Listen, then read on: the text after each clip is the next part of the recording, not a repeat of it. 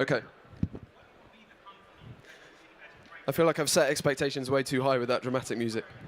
Hi, I'm Johnny. Hello. I'm from Deliveroo, where I lead the consumer product design team. I'll go a bit more into that in a second. In fact, I'll probably do it right now.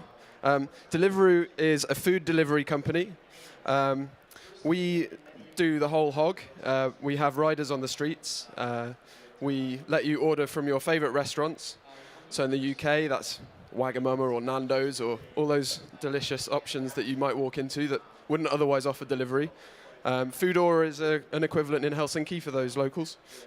We're in 12 countries, 100 and I lose count of cities, and we do thousands and thousands of deliveries every day. So it's a big operational thing. We have thousands of riders and thousands of restaurants and many, many thousands of hungry people that we have to keep happy all the time. And also, as a product design team, we have a dozen, at least, products that we have to maintain. This is just one of them. This is our Android consumer app. I stole these directly from the Play Store. Thought it was appropriate for a googly thing. What's interesting is that we've done this in kind of 3 years. So the speed at which we've scaled causes some interesting problems, good problems to have. But as you can imagine, quite often things are on fire. And that's not just flame-grilled steaks and other delicious things. Excuse the food porn. Hopefully, if you've got some food in you by now, then it won't be too painful.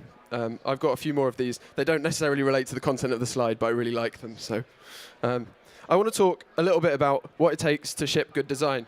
And this is actually not a technical talk about design skills. I don't think that would be particularly interesting or useful in this short period of time. This is actually soft skills that designers definitely need, but actually anyone working in a product company really needs. It's about advocacy. It's about making friends and influencing people. So the first thing that probably goes into good design, maybe, this is what my mum would say, is pretty pixels. It looks cool. It looks good. That's kind of your table stakes. You might have some powerful features. You might have a button for everything. You can do anything you want on our platform.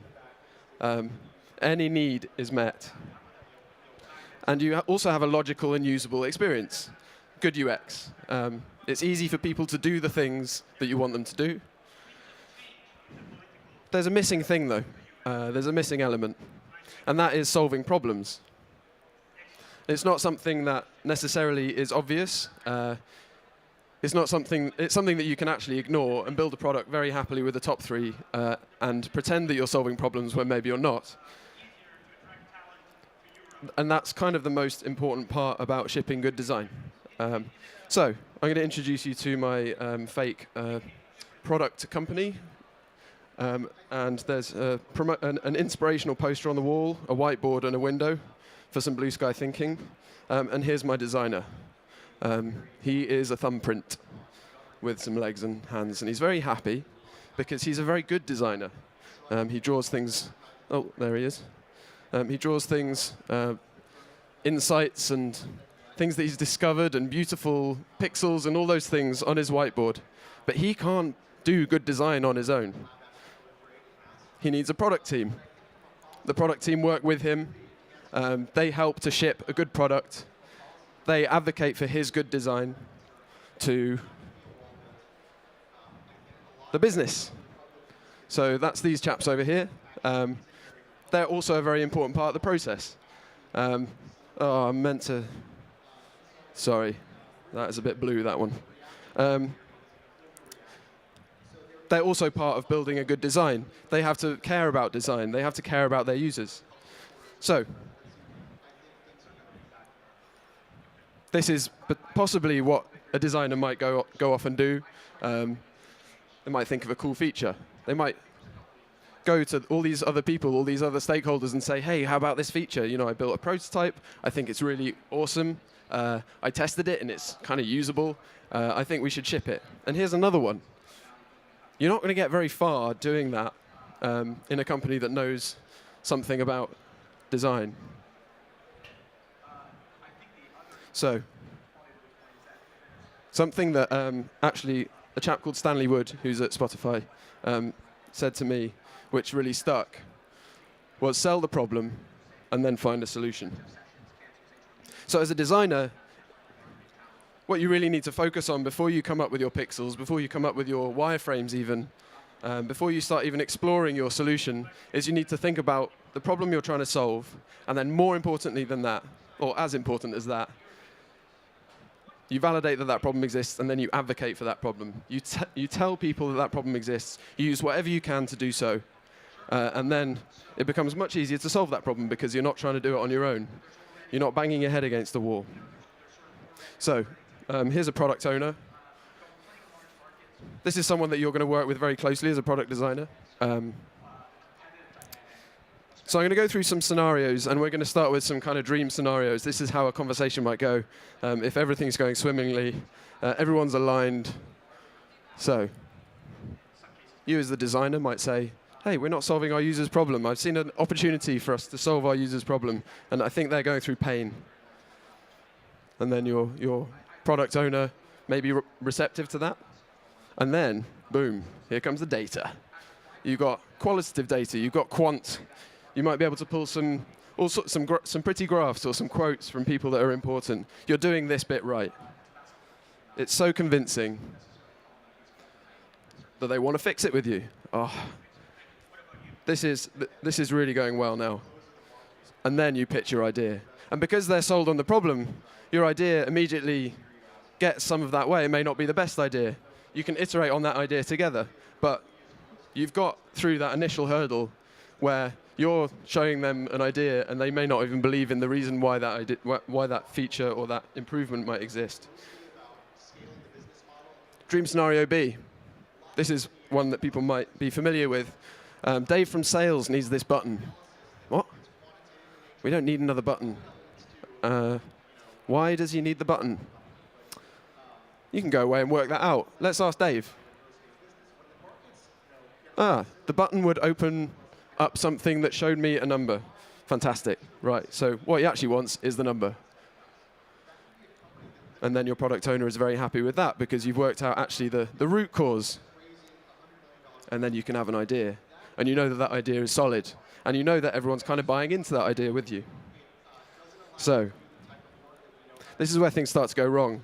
And if there's designers in the room, they might recognize this. Actually, to be honest, anyone who works on a product team and has ideas and comes up with insights and wants to make improvements may have these conversations as well. So I really don't think it's just designers.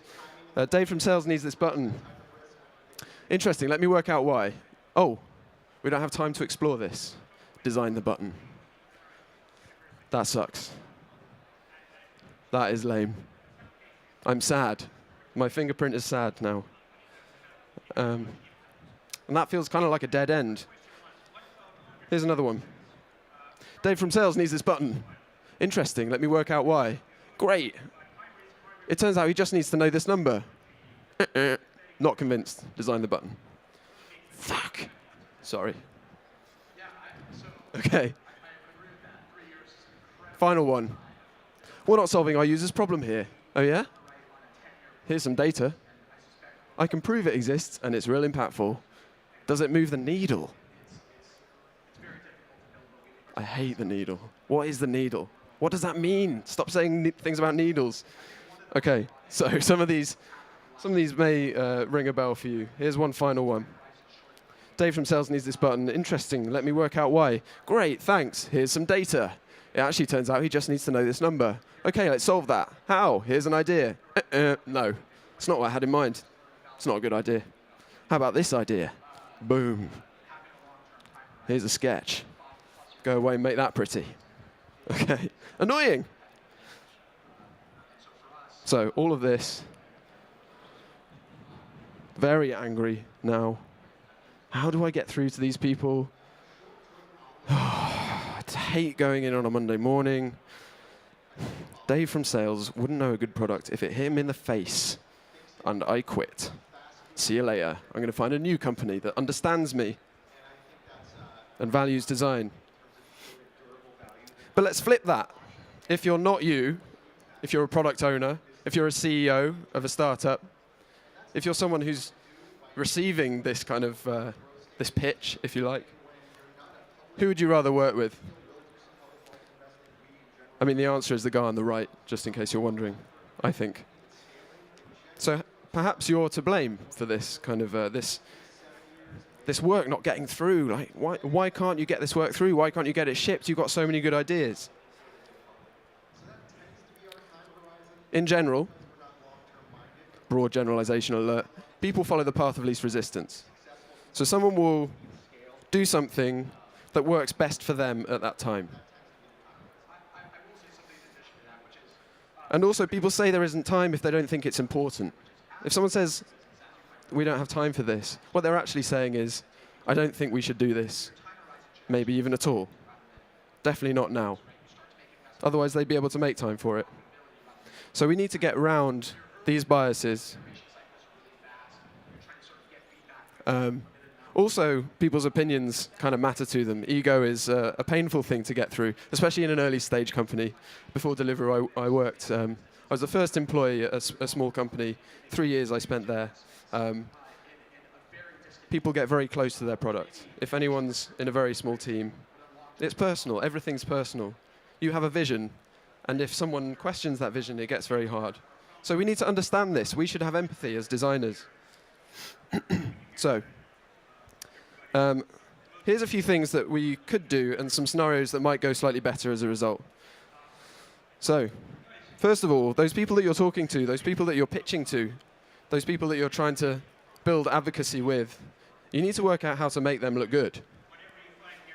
They might care about a metric that you don't care about. They might care about reporting into someone that you don't care about. They might know that their boss really cares about something that you're not seeing because you don't interact with that person. So you need to kind of go a layer deeper and work out what their triggers are, what's going to turn something that may not be that meaningful to them into something that is really going to help them out in their job. So Dave from sales needs this button. Interesting, let me work out why. Great, thanks. Oh, interesting. What's that? We have a second insight. The button would open up this number, and I need that number from Jane, who's in accounts. This is a really interesting company with accounts and sales. OK, so it turns out he just needs to know this number. And if we do it this way, you can also solve Jane's problem as well. Fantastic. She pesters me about that. So that would actually really make me look good. I'd be able to claim I killed 2 birds with 1 stone. Let's ship it. That's one way of having a better conversation.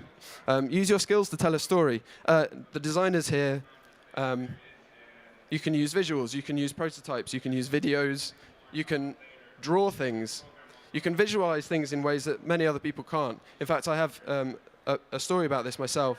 A previous founder who I worked with, he was kind of a difficult guy. He had very strong opinions about this stuff. But he told me up front, if you want to get something through, you need to make something look cool. Make sure it's the thing that you want to build, but then make me a pretty prototype, because when I go to investors, I can then show it to them, and then they'll get really excited. So this is a simple one. If you're exploring multiple options, don't make the option you don't like better than the option that you do. Make sure the thing that you believe in looks really good and feels really good and is really well understood. Lots of validation. So let's try out this conversation. OK, watch this video if you're not convinced. Cool, I'm just going to sit back and watch a video. I'm just going to go on YouTube now. I don't have to dig into data. I don't have to understand this. I don't have to question it. You've explained it all to me. In fact, Spotify, to go back to them, Daniel Ek isn't around here somewhere. They record videos when they design a new feature. They literally will talk through the feature, screen share, speak over it, and post it up. And then anyone who wants to understand why they believe that piece of design is important and why they're shipping it, they can literally just watch a video and they don't have to ask the person. They've done it once. Great, scalable. Okay. So you've built empathy in your team around poor Dave. And then you've prototyped a solution and you know that Dave likes it. You're doing their job for them. It's super easy. Okay, you have me at video. Be pragmatic, not dogmatic. Everyone's wrong sometimes. Ego, as I mentioned before, is a difficult thing, and designers are fragile beasts. We get very close to our decisions. Often design decisions are very subjective. You can have fallings out over the shape of a button, or you can have fallings out over why something exists. Sometimes you're going to be wrong. In fact, probably about 50% of the time you're going to be wrong, and that's okay. You should be pushing that. You should be asking questions. You should be okay with being wrong, but then when you recognize you're wrong, you should know to back down and pick a different battle. And there's nothing more difficult than working with a designer who refuses to budge on their opinion. So, we're not solving our users' problems here. Here's some data. Does it move the needle? I guess not. Okay. That doesn't mean you forget about that idea if you believe it's important. But you work out a different way. You work out a way to get it in, and also you've saved a relationship with the person that you're trying to talk to. They might want to go for a beer with you rather than try to avoid being in a meeting with you because it's so hard to get through that meeting and you keep having to have the same conversation over and over again. Very difficult. And the final one, quit whining, own the problem. I strongly believe that designers within a product company should really own the product experience. So that means no excuses. You shouldn't have an excuse for something not being as good as it can be until you've tried every single option going.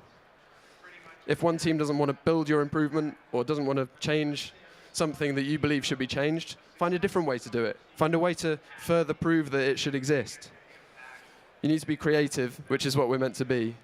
And you need to be able to hang on and keep believing in those improvements and owning the issue. If the improvement isn't made, if the product experience isn't good enough, then that's on me. That's on me. Okay, so we're not solving our user's problem here. We don't have time. Lucy, who's a different product owner, I have something you might want. Cool. Lucy, yeah. Yeah, we could do that, I suppose. And then you solve the problem. You solve the problem. You solved your own problem without pissing off the product owner that you work closely with, and you've given someone else something that they really want to work on. This may not always work, this exact scenario, but being creative about getting improvements in, cutting them down, making them feel easy and powerful, that's a great way to do it. So, I think that's it from me. Just very quickly, if you want to come and work at Deliveroo, do come and talk to me. If you want to talk about design, I'll be just over there. Thank you very much for listening. The fingerprints aren't mine, so you can't find me. Thank you very much.